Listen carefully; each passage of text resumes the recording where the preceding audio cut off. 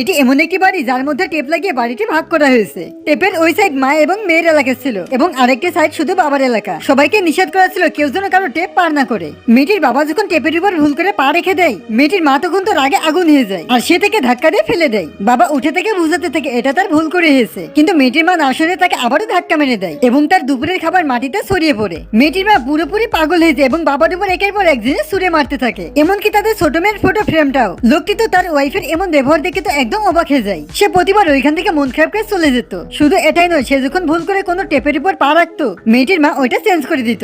এমনকি তাদের মেয়েও যদি ভুল করে টেপের উপর পা রাখতো, তাহলে তার মা তাকে অনেক বকা দিত। খাবারের সময়ও মা এবং মেয়ে ভালো ভালো খাবার খেত, আর তার খাবার হিসেবে শুধু শুকনো নুডলস আসতো। তার খাবারের টেবিলটা অনেক ছোট ছিল, এমনকি উপরে ওঠার জন্য সিঁড়িটাও টেপ দিয়ে দুই ভাগ করা ছিল। সে বাথরুমে যাওয়ার সময় অনেক খেয়াল রাখতো যেন টেপের উপর পা না লাগে। তারপর সে যখন তার ছোট রুমের মধ্যে ফিরে আসে, তখন সে দেখতে পায় তার বাবার জুতাটা টেপের সঙ্গে লেগে আছে। মায়ের সঙ্গে ঝামেলা হতে পারে, সেই জন্য সে ওইটা সরিয়ে দেয়। তার থেকেও বড় আজব করার বিষয় হলো, তার মা সম্পূর্ণভাবে তাকে তার বাবার সঙ্গে কথা বলতে নিষেধ করে দেয়। যদি সে ধরা পড়তো তাহলে তাকে অনেক বকতো। মেয়েটি এখন সিদ্ধান্ত নেয় তার 18তম জন্মদিনে তাদের বাড়ির এই রহস্যটা সে অবশ্যই বের করবে। পরদিন সকালে সে যখন তার বাবাকে অফিসে যেতে দেখে, তখন সে দ্রুত তার বাবার পিছু নেয়। বাড়ি থেকে একটু দূরে যেয়ে সে তার বাবার সঙ্গে কথা বলে এবং শুধুমাত্র সে তার বাবার সঙ্গে বাড়ি থেকে বের হয়ে স্বাধীনভাবে কথা বলতে পারে। কিছু দূর যাওয়ার পর মেয়েটি তার বাবাকে জিজ্ঞেস করে বাড়িতে টেপ কেন মারা। এটা শুনে তার বাবা থেমে যায় এবং তাকে বলে এটা আমি নিজেও জানি না, হয়তো আমি কখনো তোমার মাকে কিছু একটা বলেছিলাম যার থেকে এটা শুরু হয়েছে, কিন্তু সেই কথাটাও আমার মনে নাই এবং তোমার মাকেও জিজ্ঞেস করলে সেটা কখনো বলে না। এটা বলে তার বাবা উদাসী ওইখান থেকে চলে যায়। পরবর্তী পার্টের জন্য চ্যানেলটিকে সাবস্ক্রাইব করো।